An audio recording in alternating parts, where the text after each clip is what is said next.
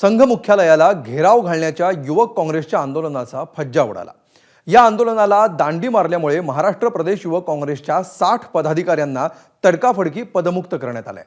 कारवाई झालेल्यांमध्ये विजय वडेट्टीवार यांची मुलगी आणि युवक काँग्रेसच्या प्रदेश सरचिटणीस शिवानी वडेट्टीवार, काँग्रेस आमदार विकास ठाकरे यांचा मुलगा आणि युवक काँग्रेसचे प्रदेश सरचिटणीस केतन ठाकरे यांचाही समावेश आहे। त्यामुळे काँग्रेसमध्ये सध्या जोरदार वाद निर्माण होण्याची शक्यता आहे।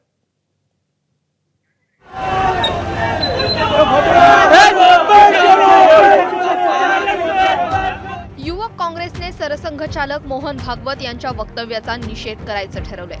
नागपुरात संघाच्या मुख्यालयावर मोर्चा काढायचं ठरलं। युवक काँग्रेसचे राष्ट्रीय अध्यक्ष उदय भानुचिप, युवक काँग्रेसचे प्रदेशाध्यक्ष कुणाल राऊत यांच्यासह जेमतेम 50 ते 60 कार्यकर्ते जमले। या कार्यकर्त्यांना पोलिसांनी काँग्रेस कार्यालयासमोरच अडवलं। 50 कार्यकर्त्यांना 50 पावलं सुद्धा पुढे जाता आलं नाही। हे आंदोलन फसल्याचं चित्र निर्माण झालं। अनेक महत्त्वाच्या पदाधिकाऱ्यांनी आंदोलनाला दांडी मारली, त्याचीच जास्त चर्चा रंगली।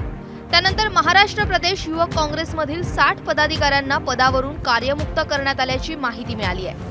प्रत्येक युवकाचा युवक काँग्रेस किंवा युवा संघटनेमध्ये काम करताना एक कोणीतरी आयडल असतं, मोठा नेता। तुमच्या सगळ्यांच्या आयडलमध्ये सुनील केदार आहे किंवा विजय वडेट्टीवार आहे, अशाच पदाधिकाऱ्यांवर कारवाई करण्यात आली, निवडून टार्गेट केलं।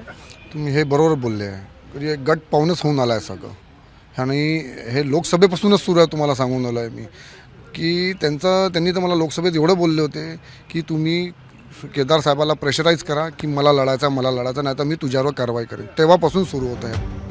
युवक काँग्रेसने कोणावर कारवाई केली आहे ते सुद्धा पाहूया।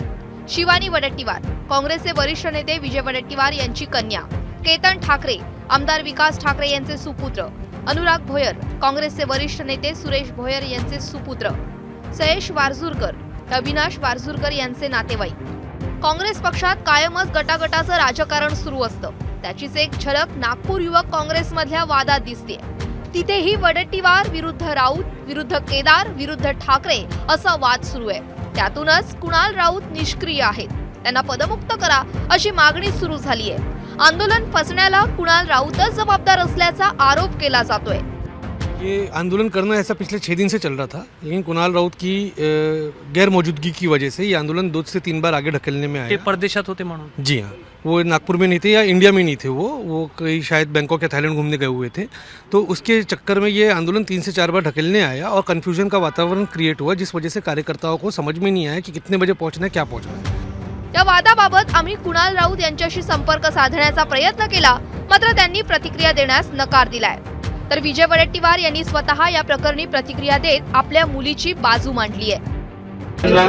आम्ही त्यांना त्यांच्या चूक लक्षात आली आहे। आम्ही परदेशात होतो आणि आज सकाळी आम्ही आमचं कुटुंब बाहेरून आलं आहे, त्यामुळे त्यांना ते माहीत नव्हतं। त्यांनी ती चूक त्यांच्या लक्षात आणून दिली आणि असं काही कोणालाही काढता येत नाही, पदावरून दूर करता येईल, त्याला शोकाज वगैरे असं द्यावं लागतं। परंतु शिवानीच्या संदर्भात त्यांची चूक लक्षात आली की ती बाहेर होती, बाहेर देशात होती, त्यामुळे ती उपस्थित नव्हती। हा वाद जरी युवक काँग्रेसमध्ये सुरू झाला असला तरी याचा शेवट कदाचित काँग्रेसमधील वरिष्ठ नेत्यांच्या हेवे दाव्यामध्ये होऊ शकतो। रजत वशिष्ठसह ब्युरो रिपोर्ट, एबीपी माझा, नागपूर। एबीपी माझा, उघडा डोळे बघा नीट।